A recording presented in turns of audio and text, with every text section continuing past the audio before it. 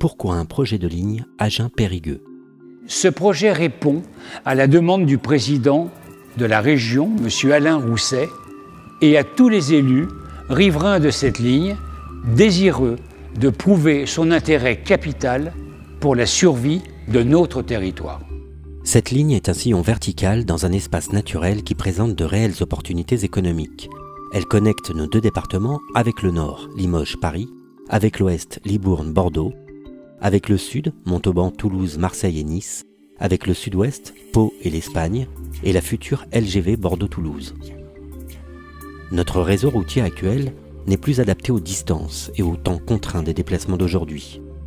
Avec 12 000 véhicules par jour l'été, dont plusieurs centaines de poids lourds, les EISI montrent par exemple les limites du trafic routier.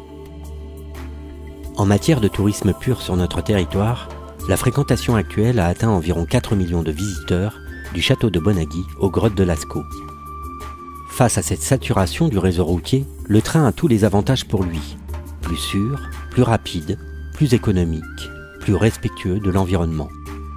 L'accès par le rail apparaît donc essentiel pour l'activité et contribue aussi à la sauvegarde environnementale des richesses de notre territoire. Le développement économique de notre territoire ne peut se passer de liaisons directes et rapides vers les pôles universitaires, plus de 10 000 étudiants sur les deux départements, et les centres économiques des métropoles. Cette ligne Agen-Périgueux est une ligne d'aménagement du territoire qui est extrêmement importante pour notre département et pour nos départements riverains. Et nous devons contribuer à la moderniser, à faire en sorte qu'elle perdure parce que nous avons des villes universitaires, Agen, Périgueux, Limoges, et qui ont de mauvais accès routiers. Le remplacement de cette ligne par une ligne de bus n'apportera pas un service de qualité et n'est pas une solution d'avenir. Le département de Lot-et-Garonne est prêt à s'investir dans un projet de ligne avec les communes, les communautés de communes, le département bien sûr et la région pour faire en sorte que dès aujourd'hui, cette ligne marche mieux en termes de fréquentation, soit plus popularisée, mieux connue pour appuyer demain nos demandes d'investissement importants auprès de la SNCF. Cette ligne est particulièrement importante pour le bassin de vie et d'emploi du Fumélois, qui est aujourd'hui extrêmement impacté par la crise industrielle et la crise économique. Et pour ce territoire-là, et pour le Lot-et-Garonne, bien sûr, cette ligne doit demain non seulement perdurer, mais se développer.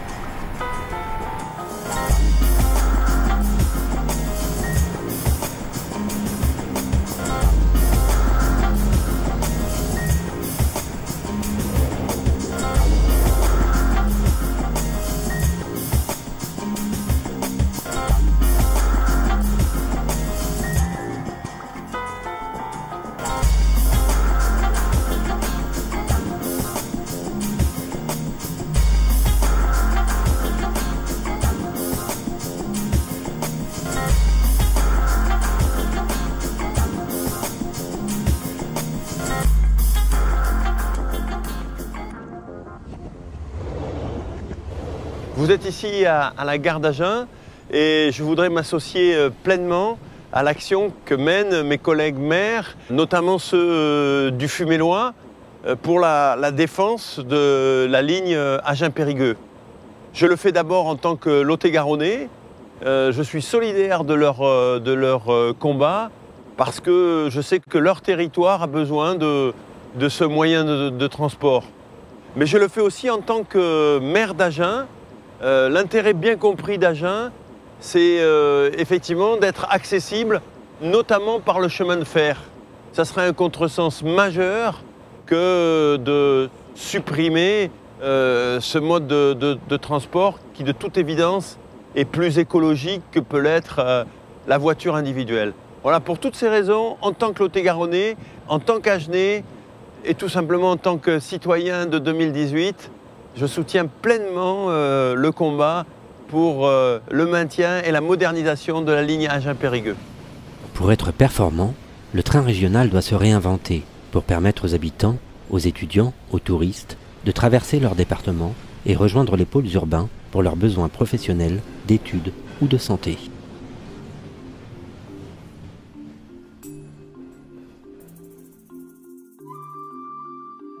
L'engorgement par les poids lourds sur un axe nord-sud nécessite de repenser complètement le transport ferroviaire de marchandises en s'appuyant sur les plateformes existantes et laissées à l'abandon depuis des décennies.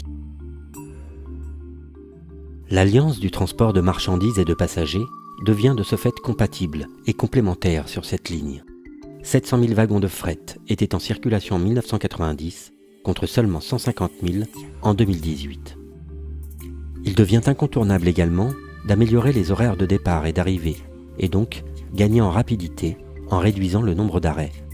Enfin, l'adaptation aux exigences actuelles nécessite désormais des modes de transport adaptés, trains et mise en place de navettes vers les sites. Le train peut être un formidable atout de développement, comme ce fut le cas il y a encore quelques décennies. Le potentiel de développement économique et touristique de nos deux territoires est un atout et un enjeu majeur. Aussi, les habitants doivent se réapproprier leur gare fermée en leur donnant une nouvelle destination.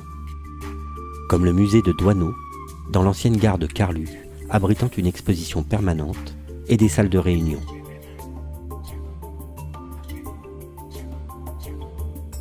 Ou encore, un cabinet médical connecté, télémédecine, un médecin partout, tout le temps. Autre exemple de réhabilitation de gare, un espace de coworking où cohabitent des PME, des artisans et des indépendants.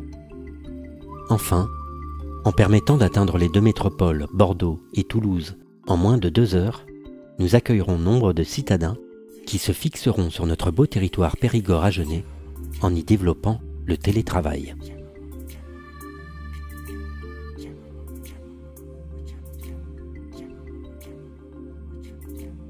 Les collectivités doivent intensifier l'itinérance douce, VTT électrique et sentiers de randonnée. Cela permettra à partir du rail de créer un moyen de déplacement plus économique et plus respectueux de l'environnement. Dans le même sens d'ailleurs, les études récemment menées par la région et l'État sur les trains roulant à l'hydrogène ou hybrides nous orientent vers des solutions plus écologiques. La ligne Périgueux-Agen est absolument indispensable à l'aménagement du territoire du Grand Sud-Ouest, on peut dire, et en particulier des départements de la Dordogne et du Lot-et-Garonne. Et ceci pour plusieurs raisons. D'abord parce que c'est la seule ligne qui relie les deux préfectures, que sont Périgueux et Agen. Et on voit bien aujourd'hui les interactions qu'il y a entre ces deux préfectures, qui sont deux pôles économiques. Et donc la ligne, elle est utile pour l'économie, pour les chefs d'entreprise, pour les employés, mais elle est aussi très utile pour les étudiants. Les deux villes de Périgueux et d'Agen développent des centres universitaires. Et on essaie, moi-même en tant que président du département, j'essaie de développer le centre universitaire de Périgueux.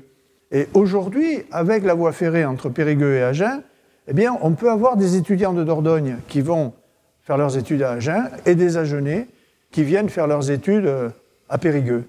Et puis, n'oublions pas que cet axe nord-sud, il nous connecte avec les grandes métropoles régionales. Au sud, c'est Toulouse, à l'ouest, c'est Bordeaux, au nord, c'est Limoges, et à partir de ces métropoles régionales, en 2 heures, 2 heures et demie, eh bien, on rejoint la capitale. Donc aujourd'hui, en termes d'aménagement du territoire, cette ligne est absolument indispensable. En 2016, 396 accidents ont eu lieu sur le réseau routier compris entre Agen et Périgueux. Ces accidents ont engendré 519 blessés et 69 morts. Le coût global de ces accidents s'élève à 417 millions d'euros. Si, par modernisation, son adaptation aux besoins sociétaux et de ce fait son attractivité, la ligne Périgueux-Agen permettait de réduire ne serait-ce que de 10% le nombre de ses victimes, l'économie réalisée sur 10 ans serait de 417 millions d'euros. Mais en dehors de l'aspect financier, la ligne Périgueux-Agen reste avant tout une ligne de vie.